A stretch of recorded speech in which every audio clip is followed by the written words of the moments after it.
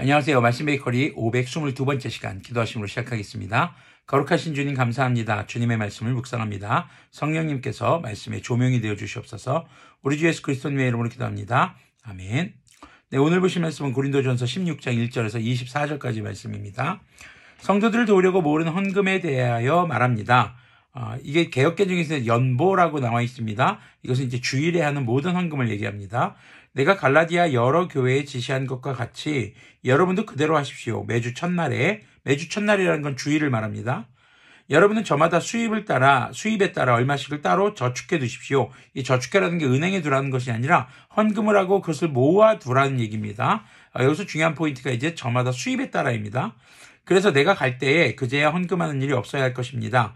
내가 그리로 가게 되면 그때 여러분이 선정한 사람에게 내가 편지를 써주어서 그가 여러분의 선물을 가지고 예루살렘으로 가게 하겠습니다. 나도 가는 것이 좋다면 그들은 나와 함께 갈 것입니다. 자, 예루살렘에 보내는 선물은 바로 헌금이죠.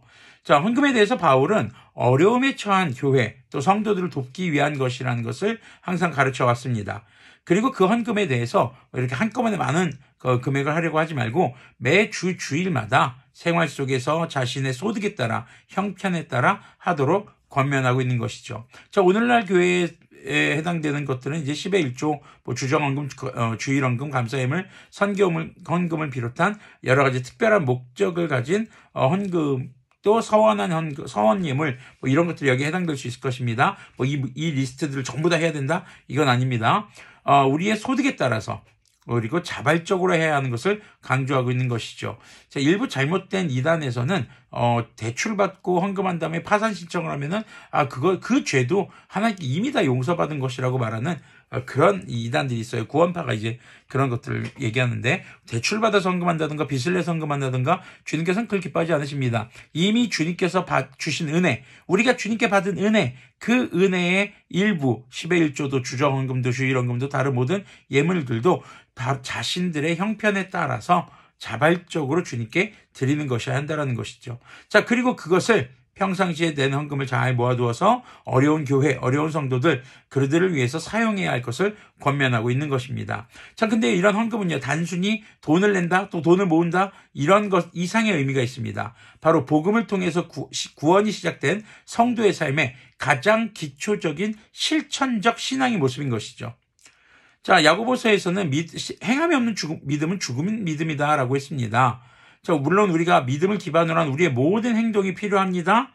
그런데 우리가 다른 사람들, 다른 교회들, 다른 어려움에 처한 사람들, 또 내가 속한 교회를 섬기고 돕는 것에 있어서 가장 기초가 되는 바로 이 헌금에 대해서 우리는 좀 더 큰 의미를 가져야 할 것입니다. 바로 우리 믿음의 실천적 행위라는 것이죠. 자, 그렇게 자발적인 헌금을 통해서 복음이 증거되는 것과 예배의 현장에서 필요를 공급하는 것으로서의 헌금이 지금 언급되고 있는 겁니다.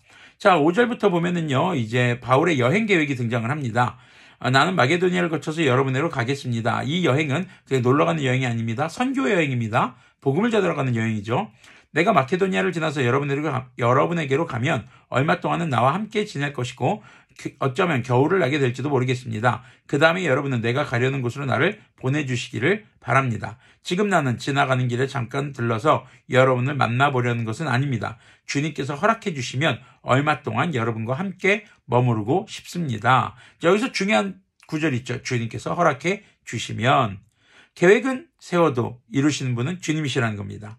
8절부터 보면요. 그러나 오순절까지는 에베소에 머물러 있겠습니다. 나에게 큰 문이 활짝 열려서 일을 많이 할 수 있는 기회가 왔습니다. 복음을 전할 수 있는 기회가 왔다라는 것이죠. 그러나 방해를 하는 사람도 많이 있습니다. 자, 바울이 고린도전서를 쓰고 있는 곳이 에베소 지역입니다. 3년 동안 바울은 에베소 지역에서 복음을 전했습니다. 이제 정말 많은 열매를 거둘 수 있는 그런 때가 된 거죠. 그런데 그렇게 순탄하지만 않았습니다. 9절 후반절을 보니까 방해를 하는 사람도 있습니다. 라는 말이 나오는 것으로 봐서 굉장히 큰 어려움들도 많았던 것으로 보여집니다.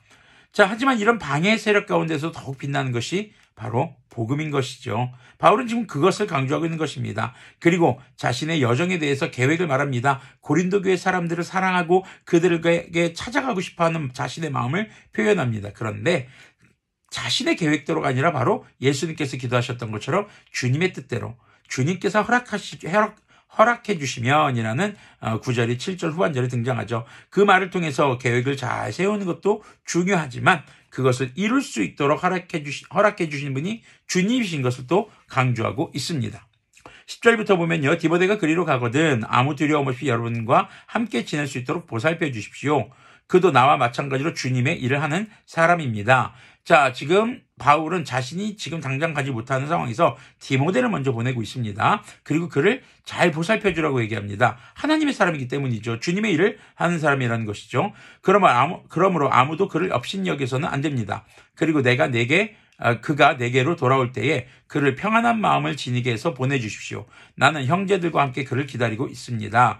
지금 아마도 이 고린도전서 편지를 이 디모데가 들고 가는 것으로 보여집니다. 그래서 그를 잘 대해주고 함부로 대하지 말 것을 권면하고 있습니다. 이처럼 하나님의 사람, 하나님의 일을 하는 사람을 우리가 업신여기거나 함부로 대하는 태도를 가져서는 안 될 것입니다. 12절 보면 이제 아볼로에 대한 말이 등장합니다. 형제 아볼로에 대하여 말하겠습니다. 내가 그에게 다른 형제들과 함께 여러분에게 거라고 여러 번 권하였지만 그는 지금 갈 마음이 전혀 없습니다. 그러나 적절한 때가 오면 갈 것입니다.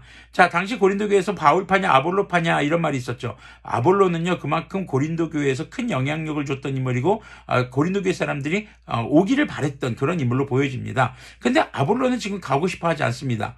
바울이 권했지만 가기 싫다고 하는 게 바울의 말을 안 들은 걸까요? 그런 것이 아닙니다.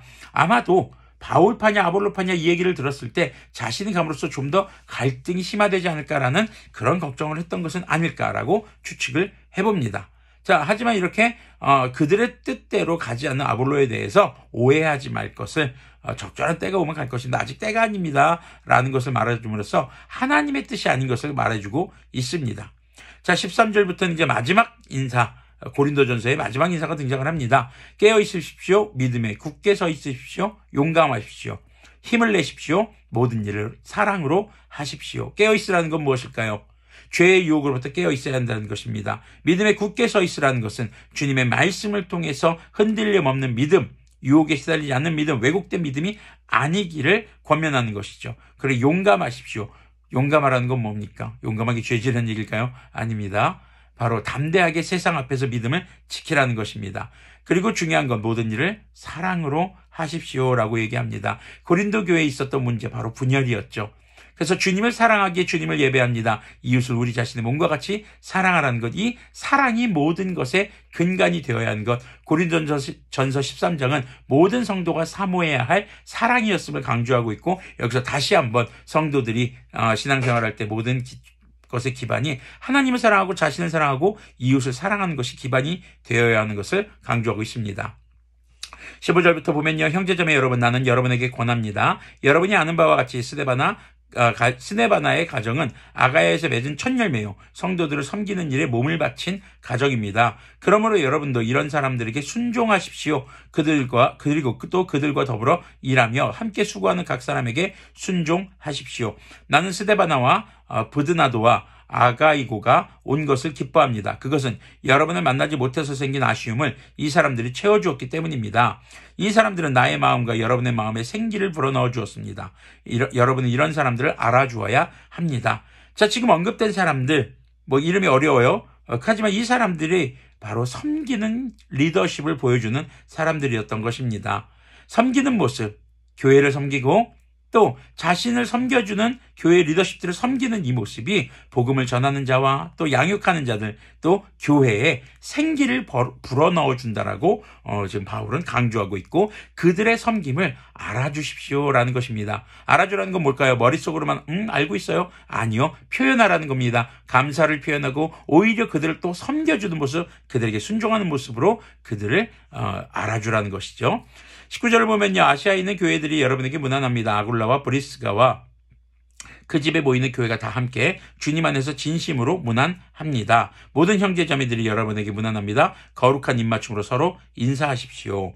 자, 아굴라와 브리스가 바로 로마 교회 성도들입니다. 바울이 이렇게 아시아 지역의 교회들의 소식을 계속 편지를 통해서 전해주는 것은 지역이 달라도 모든 교회가 우리 주 예수 그리스도님을 머리로 둔 지체로서 교회인 것을 강조하기 위해서입니다. 그리고 다른 지역의 교회의 소식을 들으면서 기도하고 어려움에 처한 이들을 위해서 더 많이 기도하고 그들에게 헌신으로 도움을 주고 주님의 몸된 교회를 더욱더 생명력 있게 세워가기를 원한 것이죠. 21절 보면요. 나 바울은 친필로 인사의 말을 씁니다. 누구든지 주님을 사랑하지 않는 사람은 저주를 받으라. 마라나타 우리 주님 오십시오. 자, 마라나타 우리 주님 오십시오라는 말이 아람어로 보면 마란아타라고 읽으면 우리 주님이 오셨다라는 해석도 됩니다. 두 가지 다 무리가 없습니다. 우리 주님께서 이미 오셨죠. 그리고 우리 주님께서 오실 것입니다. 그거에 대한 두 가지 해석 모두 다 가능합니다. 자, 23절을 보면요. 주 예수님의 은혜가 여러분과 함께 있기를 빕니다. 나는 그리스도 예수님 안에서 여러분 모두를 사랑합니다. 지금 바울이 이렇게 고린도전서를 쓰면서 때로는 질타의 말을 합니다. 그들에게 채찍과 같은 말을 합니다. 전부 다 그것이 무엇을 바탕으로 하고 있다는 걸 밝히고 있습니까? 주님 안에서 그들을 사랑한다는 것을 밝히고 있습니다. 그리고 굉장히 이례적으로 주님을 믿지 않는 사람들에게 저주가 있을 거라는 말을 합니다. 아마도 고린도 교회에서 잘못된 믿음을 가진 사람들에게 하는 경고의 메시지가 아닐까라는 생각을 해봅니다. 자, 이런 경고의 메시지도 사랑하기 때문에 주님을 사랑하고 성도들을 사랑하기 때문에 할 수 있는 것들이라는 것을 우리가 기억해야 하겠습니다.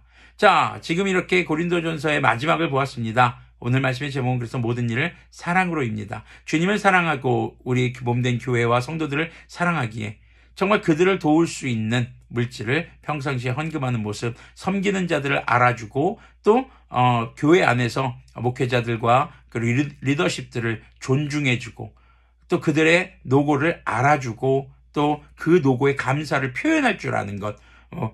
여러분들이 그것을 그냥 머릿속으로만 생각하시고 물론 감사하죠 이렇게 하지 마시고 꼭 교회 안에서 우리를 섬겨주시는 분들을 우리가 표현했으면 좋겠습니다. 그 감사를요. 자, 그리고 이제 모든 것들에 있어서 사랑으로 해야 할 것을 강조하고 있는 바울의 모습을 바라봅니다. 우리들이 이렇게 주님의 몸된 교회를 사랑을 기초로 서로를 세워가고 그리고 생명력이 넘치는 그런 교회 모습으로 서갈 수 있도록 서로 섬기는 리더십으로 서갈 수 있었으면 좋겠습니다. 기도하겠습니다. 거룩하신 주님 감사합니다. 주님의 말씀을 묵상했습니다. 주님, 이 시간 묵상한 말씀을 토대로 우리가 정말 서로를 사랑하며 교회 안에서 서로를 돌볼 수 있고 또 섬겨주시는 분들을 우리가 또 감사를 표현할 줄 알며 우리 또한 섬기는 리더십으로 설 수 있도록 그렇게 우리가 교회를 생명력 있게 생기 있게 해가는 그런 성도들이 될 수 있도록 긍휼을 베풀어 주시옵소서. 우리 주 예수 그리스도님의 이름으로 기도합니다. 아멘. 네, 주님을 사랑하고 나 자신을 사랑하듯 이웃을 사랑하는 이 사랑의 섬김은 우리의 신앙생활을 더욱더 생기 있게 하고 우리가 속한 교회에 생명력이 넘치게 할 것입니다.